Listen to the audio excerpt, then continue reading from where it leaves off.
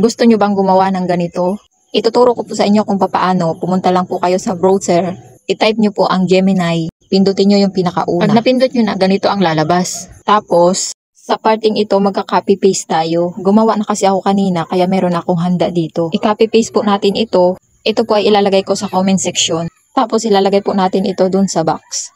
Tapos, mamimili lang tayo ng picture na gusto nating i-generate. Pindutin po yung plus sign. Tapos, kayo na yung bahala kung anong gusto nyong picture ang inyong ilagay.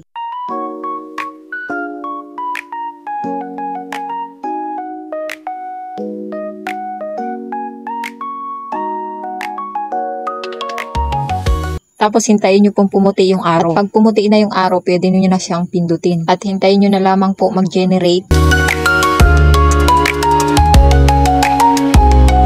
At pagkatapos mag-generate, pindutin ang arrow sa taas para ma-download at pumasok sa ating gallery. Sana ay nasundan nyo po. Salamat!